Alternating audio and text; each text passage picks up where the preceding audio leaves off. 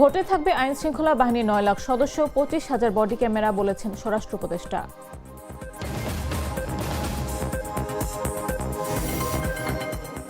প্রশাসন মোটেও পক্ষপাতিত্ব করবে না, জানিয়েছেন অর্থ উপদেষ্টা। 22 জানুয়ারি থেকে প্রচারণা শুরু।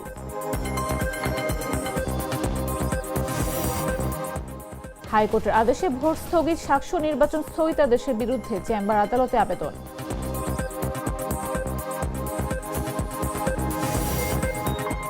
বাংলাদেশে ট্রলার সহ 24 জেলেকে আটক করেছে ভারতের কোস্টগার্ড, তোলা হবে কাকদ্বীপ আদালতে।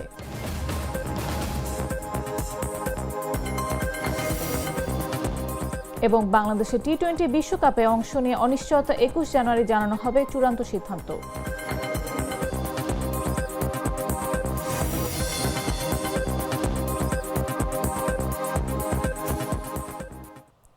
সন্ধ্যা 7টা নিউজে সবাইকে আমন্ত্রণ। সাথে আছে আমি নাফিস আব্দুল্লাহ। সাধারণ খাবার এখন হবে অসাধারণ। প্রাণ স্বাদের মশলা, স্বাদ বাড়ায়, ঘ্রাণ ছড়ায়। আসন্ন ত্রয়োদশ জাতীয় সংসদ নির্বাচনে অধিক গুরুত্বপূর্ণ ভোট কেন্দ্রে মোট 25,000 বডি ওর্ন ক্যামেরা ব্যবহৃত হবে বলে জানিয়েছেন স্বরাষ্ট্র উপদেষ্টা লেফটেন্যান্ট জেনারেল জাহাঙ্গীর আলম চৌধুরী। একই সঙ্গে নির্বাচনের প্রত্যেক ভোট কেন্দ্রে সিসিটিভি স্থাপন করা হবে। পাশাপাশি নির্বাচনে নিরাপত্তার দায়িত্বে আইন শৃঙ্খলা বাহিনীর প্রায় 9 লাখ সদস্য মোতায়েন থাকবে। সোমবার সচিবালয়ে স্বরাষ্ট্র মন্ত্রণালয় আইন শৃঙ্খলা সংক্রান্ত উপদেষ্টা পরিষদ কমিটির 20তম সভা শেষে সাংবাদিকদের এসব তথ্য জানান তিনি। স্বরাষ্ট্র উপদেষ্টা বলেন, ত্রয়োদশ জাতীয় সংসদ নির্বাচন ও গণভোট 2026 উপলক্ষে সশস্ত্র বাহিনী বিভাগ সহ বিভিন্ন আইন শৃঙ্খলা রক্ষাকারী বাহিনী থেকে মোতায়েন থাকবে বাংলাদেশ সেনাবাহিনী 1 লাখ, বাংলাদেশ নৌবাহিনী 5,000, বাংলাদেশ বিমান বাহিনী 3,730, বাংলাদেশ পুলিশ 1,49,443, বাংলাদেশ আনসার ও গ্রাম প্রতিরক্ষা বাহিনী 5,76,314, border guard Bangladesh 37,453, Bangladesh coastguard 3,585, RAB 7,700 এবং সাপোর্ট সার্ভিস হিসেবে ফায়ার সার্ভিস ও সিভিল ডিফেন্স অধিদপ্তর 13,390 জন। মোট 8,97,117 জন আইন শৃঙ্খলা বাহিনীর সদস্য মোতায়েন করা হবে।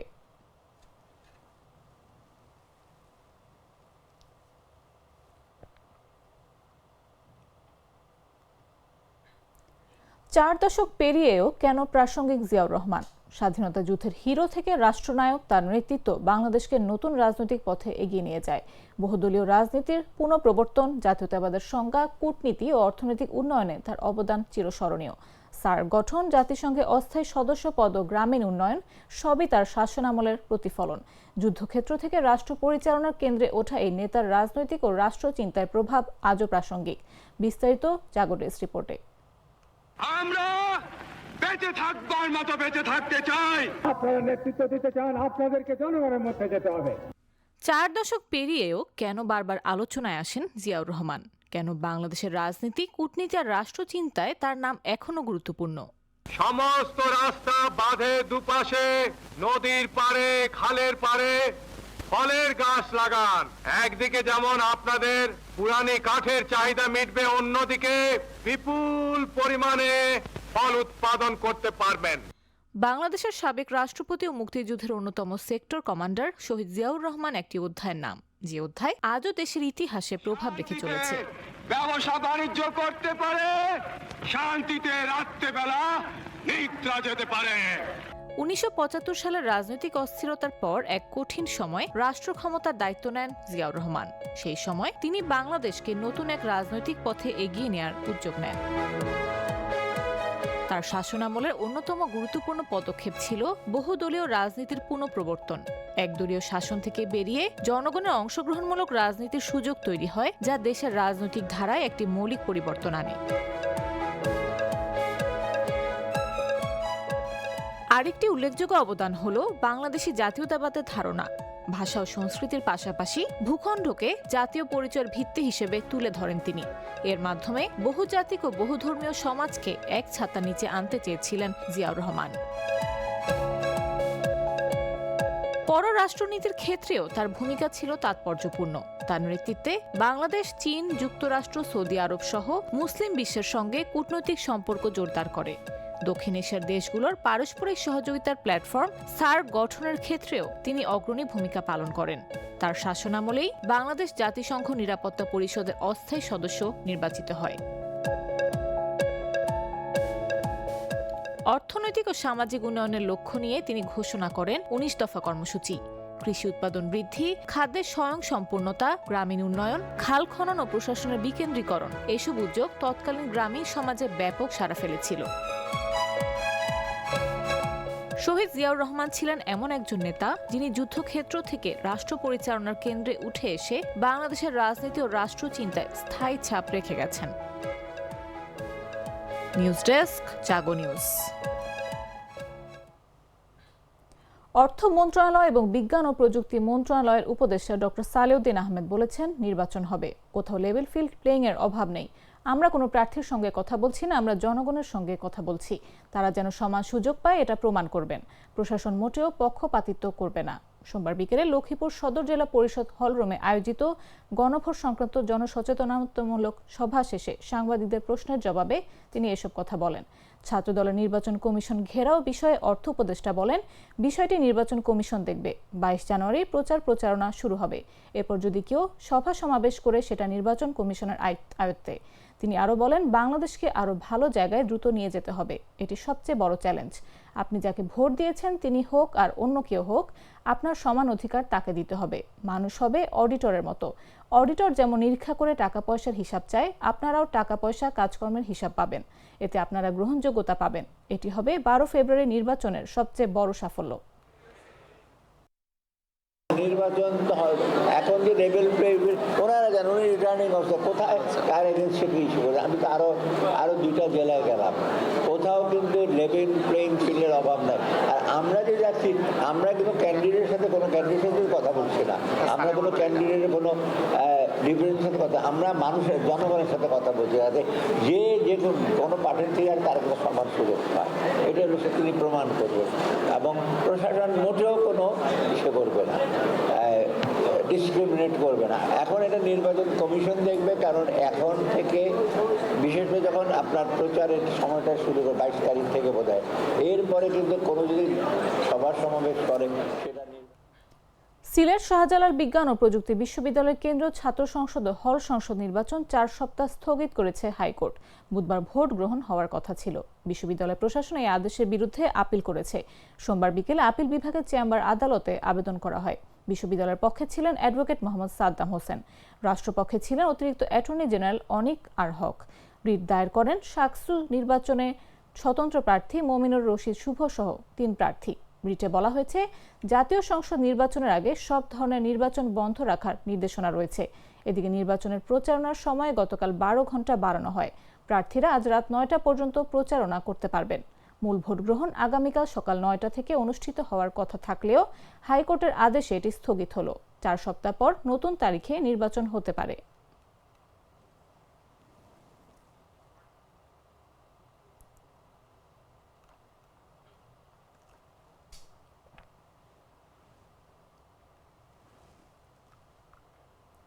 তৈরি পোশাক শিল্পে ব্যবহৃত 10 থেকে 30 কাউন্টের সুতা আমদানিতে বন্ডেড ওয়্যারহাউস সুবিধা বন্ধে বাংলাদেশ ট্যারিফ কমিশন একপক্ষীয় সুপারিশ করেছে, যেখানে নিট পোশাক প্রস্তুতকারীদের প্রয়োজনীয়তা অস্বীকার করা হয়েছে বলে দাবি করেছেন রপ্তানিকারকরা। সোমবার রাজধানীর সোনারগাঁও হোটেলে এক যৌথ সংবাদ সম্মেলনে বাংলাদেশ পোশাক প্রস্তুতকারী ও রপ্তানিকারক সমিতির ভারপ্রাপ্ত সভাপতি সেলিম রহমান এ দাবি করেন। যারা মিডিয়া যারা ওখানে ছিলেন, আপনারা শুনেছিলেন, দেখেছিলেন যে আমি ইউরোপিয়ান ইউনিয়নের অ্যাম্বাসেডরকে বলেছিলাম যে তোমার ডিউ ডিলিজেন্স লটা ডিফেক্টিভ, কারণ তুমি 7টা এলিমেন্ট আমাদেরকে তদারকি করবা, কিন্তু কোথাও তুমি বলো নাই যে তোমার ব্র্যান্ড বায়াররা আমাদেরকে আনইথিক্যাল আনফেয়ার প্রাইস দিয়ে আমার ইন্ডাস্ট্রিকে ধ্বংস করতেছে, ওইটা দেখার তুমি কোথাও কোনো কিছু রাখো না। সেই জায়গাটা নিয়ে আমরা কিন্তু কথা বলছি, কিন্তু কেউ কি ওইটা নিয়ে কখনো প্রশ্ন তুলে? কেউ তো তুলে না, সেই প্রশ্নটা কেউ তুলে না। বারবার আমাদেরকে আনইথিক্যাল প্রাইস দিচ্ছে। ওয়ার্ল্ডের সবচেয়ে বড় বাইরে যে কান্ট্রি হেড, উনি সকাল থেকে মেসেজের পর মেসেজ ফোন করতেছে বিকজ তার যে স্পেশাল ইয়ার লাগে এটা আসলে বাংলাদেশে তার বেশ কিছু মানে তারা সম্পর্ক কিছু নেয়, বাংলাদেশ থেকে সোর্সিং করে এবং তাদের নমিনেটেড স্ক্রিনিং হইতে হয়। এবং বাংলাদেশে তাদের প্রায় 30-40টা স্ক্রিনিং নমিনেটেড আছে, দেশের বাইরেও আছে, difference of the quality of year. So তারা এখন চিন্তা করছে যে যেগুলো দেশের বাইরে নমিনেটেড সেগুলো তারা কি করবে, এটা নিয়ে আসলে তারা একটু বেশি। এবং এটা আমি একটু সময় এক্সপ্লেইন করার জন্য India because India is a প্রথম growing country, we are not okay. তো প্রাইসিং এর একটা ব্যাপার আছে। বাংলাদেশ সরকার আমেরিকার সাথে একটা বড় চুক্তি করেছে with the definitely with the tariff situation, যে আমরা তুলা এনে বাংলাদেশে রাখবো, যেগুলো Mr. Noodles, amazing taste. জাতীয় নাগরিক পার্টি কেন্দ্রীয়ভাবে ক্রাউড ফান্ডিং এর মাধ্যমে নির্বাচনী তহবিল সংগ্রহের সিদ্ধান্ত নিয়েছে বলে জানিয়েছেন দলটির মুখপাত্র আসিফ মাহমুদ সজীব ভুঁইয়া। কালো টাকা ও ঋণ খেলাপি ব্যবসায়ীদের অর্থনির্ভর নির্বাচনী রাজনীতির বিরুদ্ধে অবস্থান নিয়ে তাদের এই সিদ্ধান্ত বলে জানান তিনি। এনসিপি নির্বাচন পরিচালনা কমিটির চেয়ারম্যান আসিফ মাহমুদ জানান, জনগণের ছোট ছোট অনুদানেই তারা নির্বাচন করতে চান, যেন নির্বাচিত প্রতিনিধিরা কেবল জনগণের কাছে দায়বদ্ধ থাকেন। সোমবার বিকেল 3:30টায় রাজধানীর বাংলা মোটরে দলটির অস্থায়ী কার্যালয়ে আয়োজিত এক সংবাদ সম্মেলনে আসিফ মাহমুদ এসব তথ্য জানান।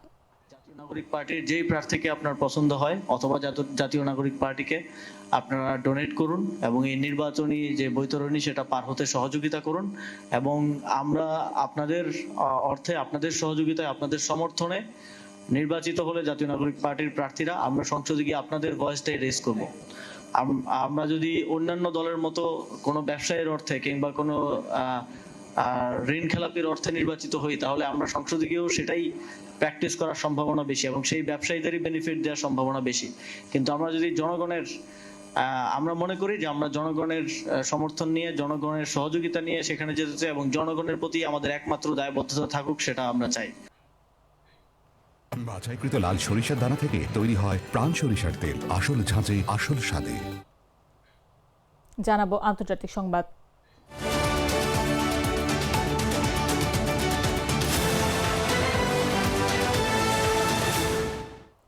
বাংলাদেশি ট্রলার সহ 24 জেলেকে ধরে নিয়ে গেছে ভারতের কোস্টগার্ড।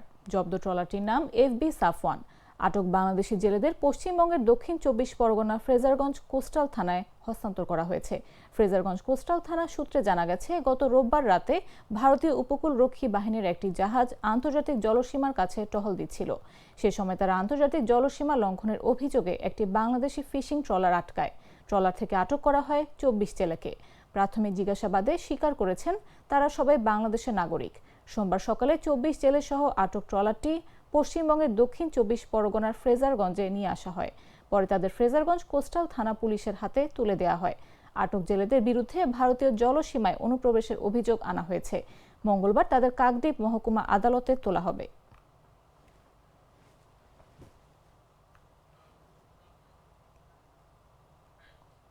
সংবাদ শেষ করব খেলার খবর জানিয়ে।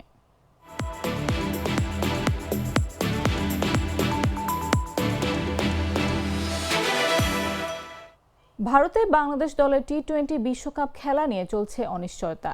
21 তারিখ চূড়ান্ত সিদ্ধান্ত জানা যাবে। এই সময় পাকিস্তান দলের বিশ্বকাপ প্রস্তুতি স্থগিতের নির্দেশ দিয়েছে পিসিবি চেয়ারম্যান মোহসিন নাকভি। পাকিস্তান যদি অংশগ্রহণ না করে বিকল্প পরিকল্পনা জমা দেওয়ারও নির্দেশ দেওয়া হয়েছে।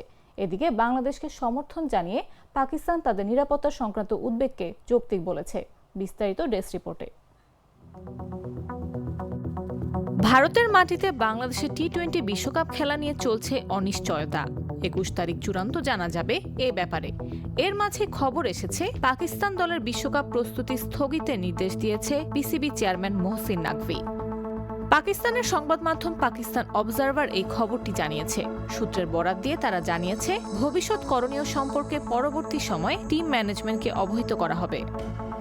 এছাড়া পাকিস্তান যদি টুর্নামেন্টে অংশগ্রহণ না করে সেটির বিকল্প পরিকল্পনা জমা দিতেও টিম ম্যানেজমেন্টকে নির্দেশ দিয়েছে পিসিবি। এই সিদ্ধান্ত এমন এক সময় এলো যখন পাকিস্তান ইতোমধ্যে টি-20 বিশ্বকাপে ভারতের সফর না করার বাংলাদেশের সিদ্ধান্তকে পূর্ণ সমর্থন দেওয়ার আশ্বাস দিয়েছে। পাকিস্তান বাংলাদেশের নিরাপত্তা সংক্রান্ত উদ্বেগকে যৌক্তিক ও ন্যায্য বলে অভিহিত করেছে। সূত্র আরও জানায়, বাংলাদেশ ইস্যুর কোনো সমাধান না হলে বিশ্বকাপে নিজেদের অংশগ্রহণ পুনর্বিবেচনার ইঙ্গিত দিয়েছে পাকিস্তান। সংবাদ শেষ করার আগে শিরোনামগুলো জানিয়ে দিচ্ছি আরও একবার।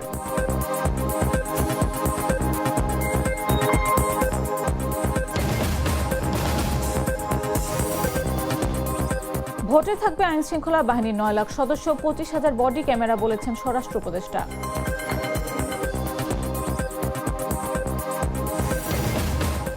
প্রশাসন মোটেও পক্ষপাতিত্ব করবে না জানিয়েছেন অর্থ উপদেষ্টা। 22 জানুয়ারি থেকে প্রচারণা শুরু।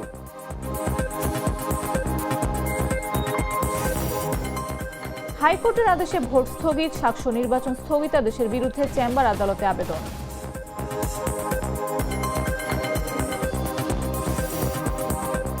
বাংলাদেশি ট্রলার সহ 24 জেলেকে আটক করেছে ভারতের কোস্টগার্ড, তোলা হবে কাকদ্বীপ আদালতে।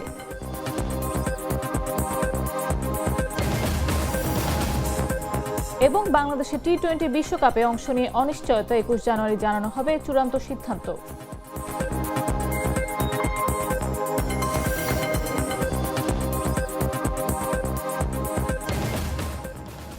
দর্শক, এই ছিল এখনকার মতো। প্রতি মুহূর্তে সর্বশেষ খবর পেতে ভিজিট করুন jagonews24.com, ফলো করুন আমাদের ভেরিফাইড ফেসবুক পেজ এবং সাবস্ক্রাইব করুন জাগো নিউজের ইউটিউব চ্যানেল। এতক্ষণ সাথে থাকার জন্য ধন্যবাদ সবাইকে।